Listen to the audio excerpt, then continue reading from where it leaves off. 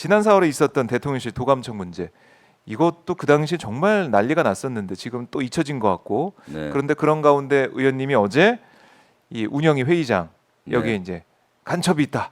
예. 뭐 이런 취지의 얘기하셨잖아요. 네. 어떤 맥락에서 이런 말씀하셨는지 궁금하신 분 많습니다. 어떻습니까? 네. 예. 사실 어저께 이것이 핫한 이슈였잖아요. 네. 올 4월에 경에 미국으로부터 그 비밀 유출이 우리 대한민국에 여러 가지 된 것들이 언론에 나왔지 않습니까? 그렇죠. 뉴욕 타임스에 네.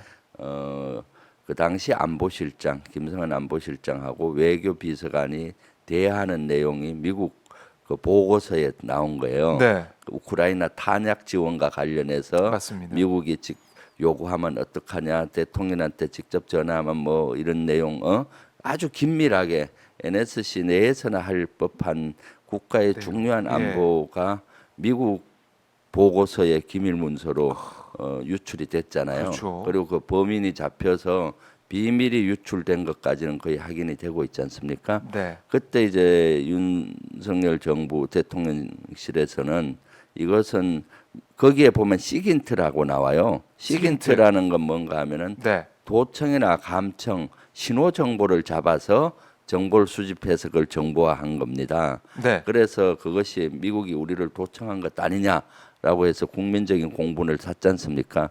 그때 대통령실에서는 어땠습니까? 미국의 도청이 아니다라고 자꾸 변호하고 네. 그랬잖아요. 이거는 위조됐다, 조작됐다, 뭐 이렇게 얘기가 됐었는데 그래서 시민단체에서 이걸 고발을 했어요.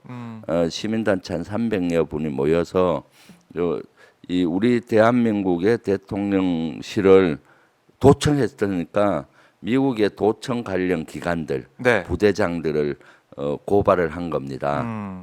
그래서 경찰에서 이걸 수사를 한 거거든요. 네. 수사를 하고 결국 불송치를 하면서 불송치 결정문을 낸 거예요. 아, 거기 이러이러해서 보면은 불송치했다. 거기면 그걸 보면은 네. 대통령실 입장과 경찰의 판단이 딱 나오거든요. 네. 그래서 거기에서 대통령실 입장은 이것은 시긴트가 아니라 그러니까 도청에서 한 것이 아니라 휴미트에 의한 걸로 의한 것 같다는 네. 그런 내용이 나와요. 장비가 아니라 사람에 의한 휴민트는 사람에 의해서 하는 거거든요. 사람에 의해서 정보가 갔다는 거예요. 그럼 그 안에 스파이가 있어서 바로 갔거나 그 안에 사람이 스파이와 연결해서 갔거나 이런 거거든요. 네. 휴민트란 거는 휴먼 인텔리전스의 준말이에요. 그러니까 인간 정보니까 사람을 통해서 간 거죠. 거기에 대통령실에서 그것을 스스로 인정을 하는 그 결정문에 포함이 돼 있고 경찰도 이것은 도청이라고 하긴 어렵고 휴민트로 보인다. 그래서 인간 정보로 보인다는 그런 내용과 비슷하게 나와요. 예. 그러면은 그 안에 그 실제 사람에 의해서 이런 국가 중요 정보가 나갔잖아요. 사람에 그것도 어떤 정보냐? 안보실장과 외교비서관 아주 핵심 안보의 핵심에 있는 네. 대화 내용이 나간 겁니다. 그렇죠. 그럼 거기에 누군가가 듣고 했던가, 누군가 옆에서 보고 했던가, 아니면 본인들이 했던가, 뭐 여러 가지가 될 수가 있으니까 대통령실 안에 누군가가 아하. 스파이와 연결됐든 본인이 스파이 역할을 하든 그렇잖아요. 그래서 이런 것들은 광의의 간첩으로 볼 수가 있어요. 간첩이라고 하면 우리가 이미지상 북한과 내통해서 하는 것만 간첩으로 생각하는데 네. 사실은 우리의 국가의 내밀한 정보를 다른 나라에 줘서 그 국익을 훼손한다. 그런 사람들도 간첩으로 크게 분류가 되거든요. 네. 2500년 전 손자병법에도 간첩을 5개나 분류해요. 예. 5개 중에 이런 간첩을 내간이라고 그래요. 내간은 정부 기관에 있는 관료가 정부의 정보를 빼내서 다른 나라에 줘서 국익을 훼손한다. 이런 걸 내간이라고 하는 거죠. 네. 그래서 내가 대통령실 안에 간첩이 있다라고 쉽게 얘기를 한 겁니다. 강의적으로. 그랬더니 이것이 그 대통령실에서는 발끈하고 간첩이란 단어에 발끈해버리고 내용 면에서는 그렇고요. 그 다음에 이제 대통령실에서는 너들 입장문 거기 불송치 결정문에 나온 입장문에서는 시그윈트가 아니고 휴민트라고 했는데 네. 그 입장문은 자기들은 낸 적이 없다는 거예요. 그래요? 그러면 경찰이 어떻게 경찰의 수사가 네. 거짓이란 얘기 아니에요.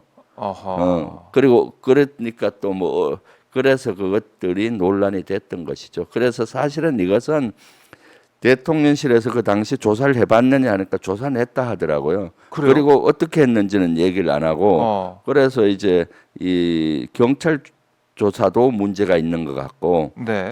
현 윤석열 대통령실도 문제가 있는 것 같고 그래서 여러 가지 문제를 다 내포하고 있는 거죠. 그러니까 이 지난 4월에 논란이 불거졌을 때 대통령실에서 어떤 조치를 취했느냐, 네. 진상 조사는 됐느냐 이 부분이 하나 궁금한 것이고 또 하나는 경찰이 이 고소고발 사건을 처리하면서 어떻게 조사를 했느냐, 네. 제대로 조사가 됐느냐. 그 그렇죠. 대통령실에서는 공식적으로 뭐 낸 게 없다고 입장을 경찰에 낸 게 없다고 하니까 네. 그럼 경찰은 또 어떻게 수사하고 조사한 것이냐? 네. 크게 두 가지가 궁금하네요. 그렇죠. 여기서. 그래서 국민의힘에서 모 의원은 경찰이 뭐 연합뉴스 보고 이거를 그냥 뭐 만들었다라고 주장해서 예. 내가 그것은 아닐 것이다. 우리 대한민국 경찰이 그렇게 허술하지는 않을 텐데 그래서 이건 아마 또 꼬리 자르기 할 확률이 많죠. 경찰한테 너들이 책임지고 이렇게 하라. 네. 이렇게 할 확률이 많아서 또 그 해병대 사건처럼 밑에 수사 열심히 한 사람들이 이렇게 제재를 받을 확률이 네. 그런 방향으로 갈 확률이 그래요. 많은 거죠. 네. 그 이게 사실은 김태호 국가모실 차장이 이 문제 터지니까 이렇게 얘기했죠.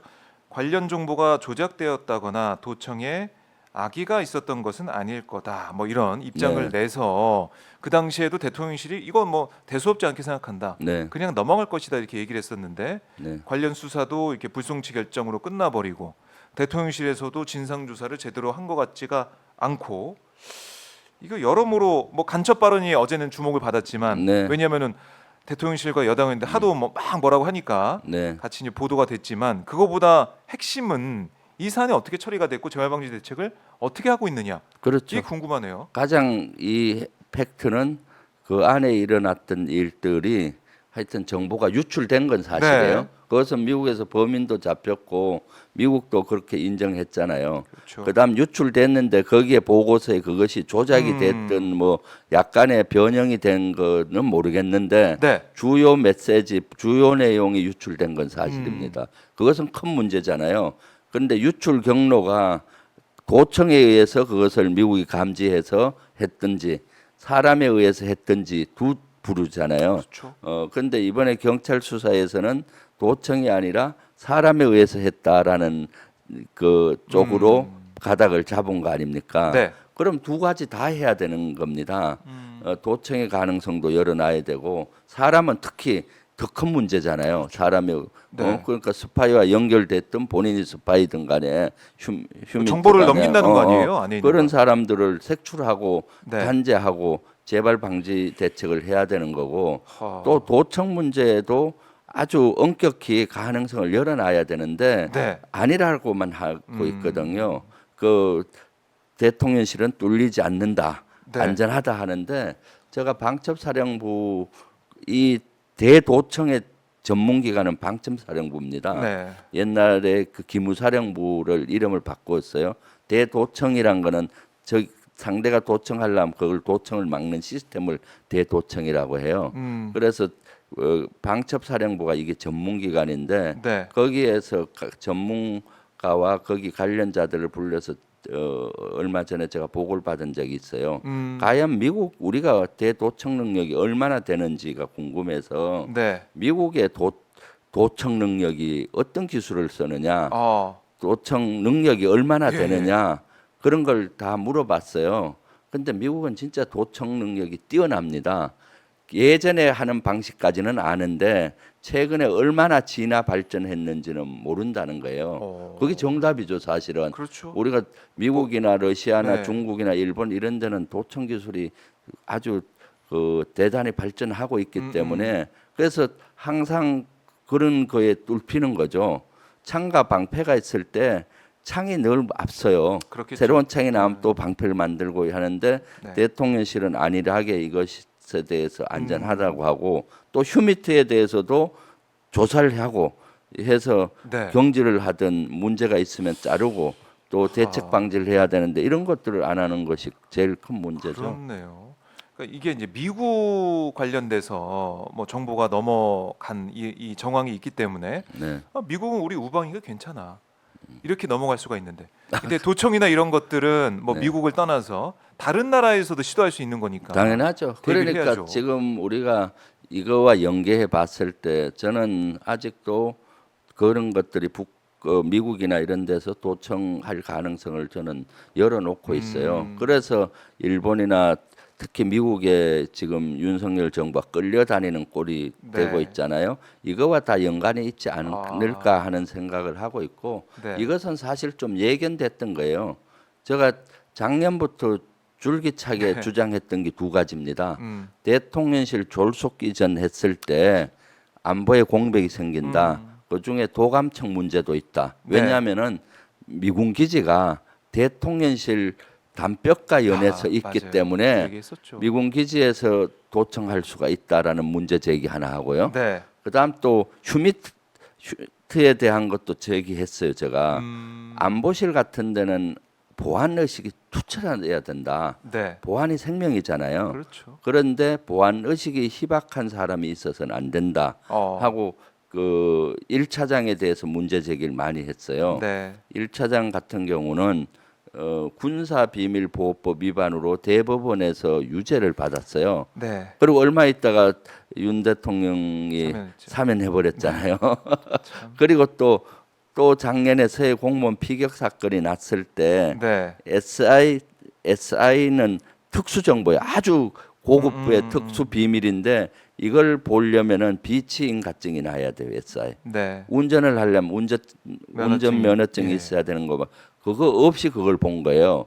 그럼 무면허 운전과 똑같은 거죠. 그렇네요. 그때 이 차장은 이미 SI 취급 인가증을 받았더라고요. 똑같이 보고를 받았는데 예. 이 차장은 군 출신이었는데 보안 의식이 특출하니까 그 직책을 받고. 받자마자 SI를 다루어야 되니까 인가증을 받았고 이것은 정보사령부로부터 받아요. 군 정보. 네. 군의 SI를 다루니까 받았는데 1차장 김태호 1차장은 받지 않았더라고요. 그래서 그때 제가 운영에서 문제 제기를 하고 김대기 비서실장한테 이거 조사해라. 네. 그리고 징계해라. 그리고 이런 중요한 자리에 이런 사람 있으면 안 된다 했을 때 아이 의원님 뭐 그거는 뭐 대법원 판결이 났더라도 뭐 벌금형이고 뭐 경미해서 할 수 있다고 하고 SR 이런 거 조사하라 해도 제대로 아주 가볍게 생각을 하더라고요.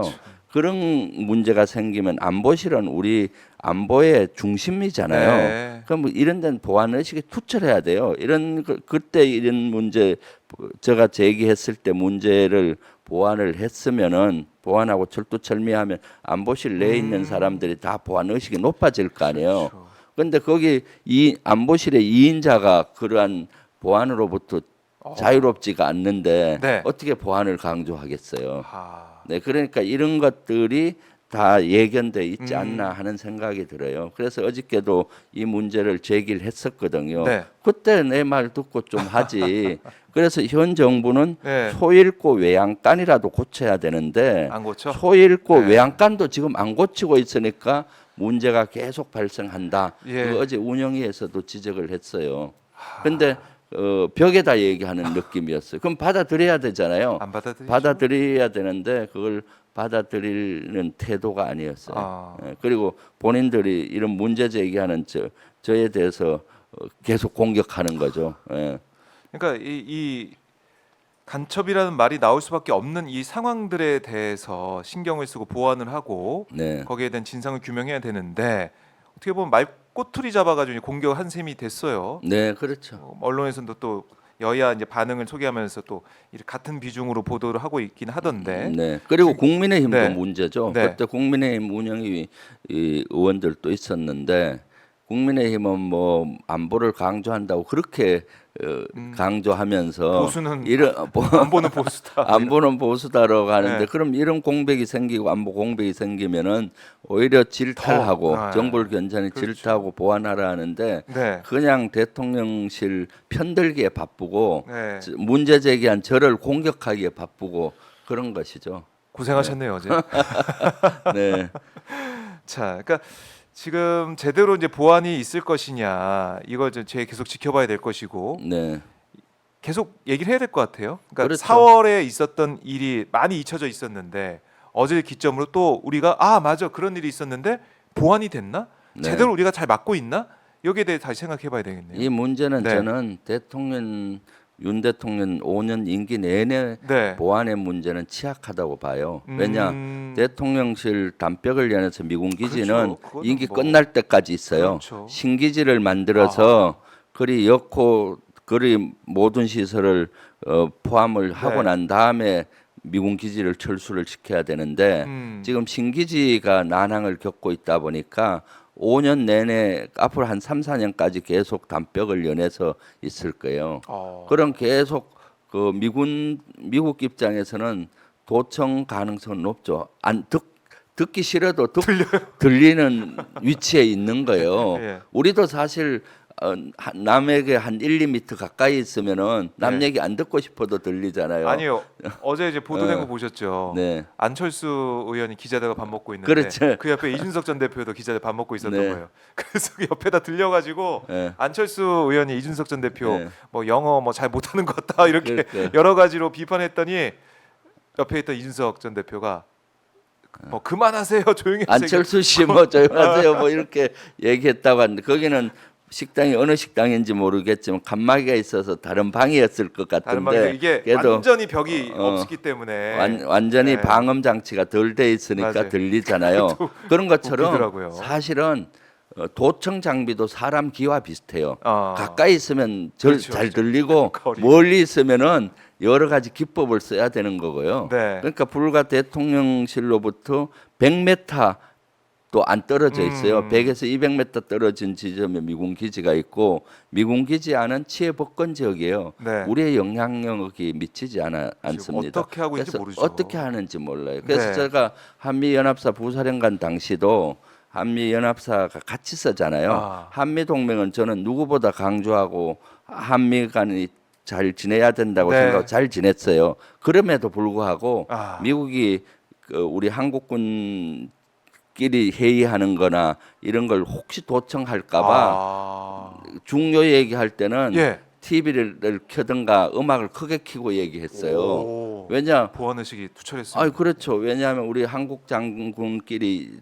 중요한 얘기를 할 때는 네. 혹시 우리 방 밖에서도 도청을 할 수가 있고 알 수 없는 기기로 미리 할 수 심어놨을 수도 있고 네. 왜냐하면 거기는 저 부사령관실 바로 옆에 사령관도 있고 사무실 내 미군들도 같이 근무하고 하니까 사실은 믿지만은 보안은 철저히 해야 된다. 그렇죠. 그래서 기본이다, 그게. 보통 회의는 하지만은 네. 회의할 때 중요한 거 토의한다든가 아. 예를 들어 우리 국익과 관련되는 게 있잖아요. 예. 한미 문제에서 그럴 때는 스피커를 크게 TV를 켜고 네. 이렇게 얘기를 했었고 제가 연합사 부사령관 10년 전에 네. 연합사 부사령관 보좌관 비서실장을 했어요. 아, 예. 대령 시절에 아. 그때 제가 모시던 부사령관 두 분이었는데 네. 그분들도 그렇게 하더라고요.